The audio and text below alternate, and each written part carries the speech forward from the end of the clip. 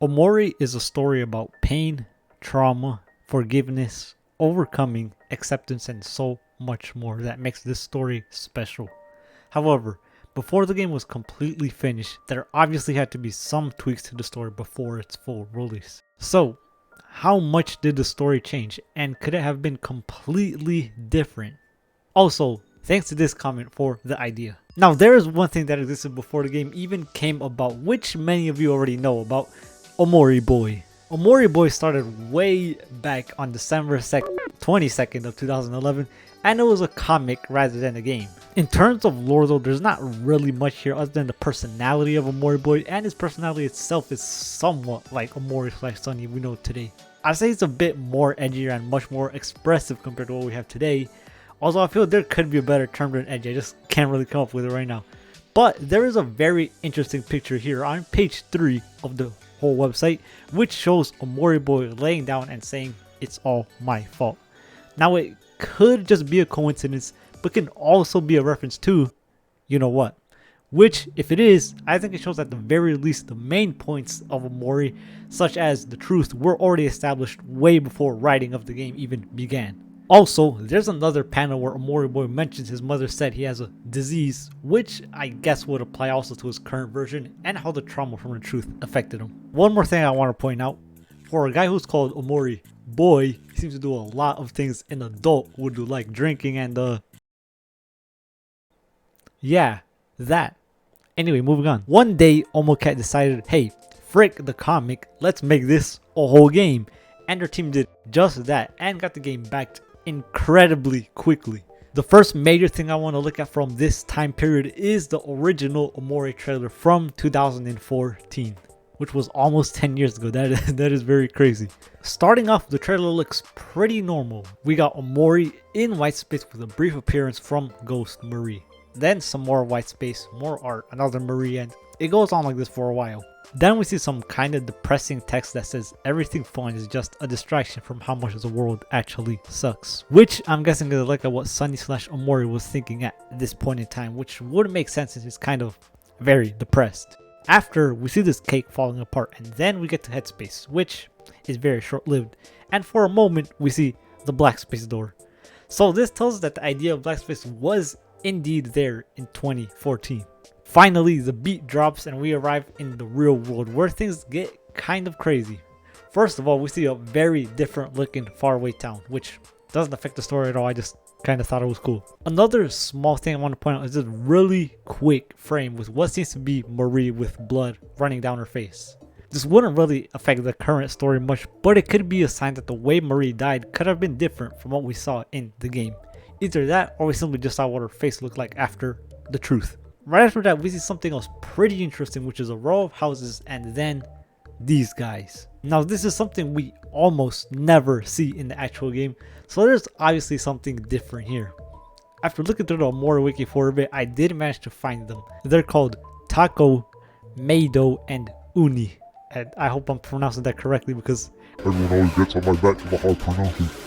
Anyway, the thing is, there's not really much about them. They apparently appear very briefly in the Hikikomori route, but they don't say anything, only disappearing after interacting with them. However, the fact that they were this early in the game and reappear as kind of small little Easter eggs in the current game kind of gives off the idea that perhaps at some point they were meant to be part of the main story. And since all of them appear in black space areas, there's a good chance that's where they would appear. Either there or Headspace, which is kind of weird since they seem to be in a real world area in the trailer. But at the same time, this could just be a black space room, seeing as the houses are all in the middle of just nowhere, sitting in some grass for some reason. Now, what they could be for is a complete mystery, since as I said before, they don't really do anything in the current game. And we only see them for a second in the trailer. But hey, maybe that's another video idea right there. On to the final part of the 2014 trailer, where a whole bunch of text just flies right past you. There are two lines I want to focus on, which are, "You're not crazy even if one person believes you," and "Too bad saving the world isn't as easy as these games make it out to be." The thing about these lines is that they don't really apply to the current story of Omori. There isn't a single time where Sunny or Omori seems crazy by telling his friend something, unless that applies to the truth, which I kinda doubt. Nor is there a time where they try to save the whole world. So clearly, there's some kind of divide in the old and current story here. The question is, what do these lines mean and why were they put here in a trailer that's supposed to preview what the game is about? Now, one thing I could say for sure is that saving the world line has to apply to Headspace, because I feel that's kind of a story someone would come up with, and based on the current game, the real world never really seems to be in any kind of danger. Honestly though, I feel like that would be pretty cool. A Headspace story where they have to save Headspace itself from some kind of greater danger. And now that I think about it, those 3 people we saw earlier might have something to do with this here.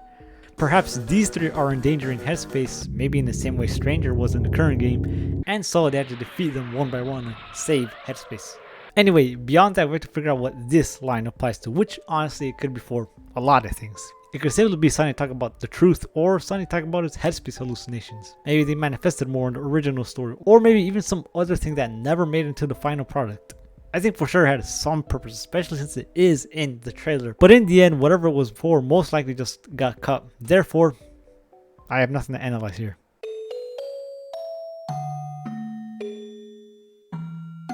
The final thing I want to look at is the blog post, or a blog post, that happened during Omori's development on Kickstarter. So there's this post about the origin of Omori, which is more of a personal thing to Omocat. It doesn't have to do much with the game lore.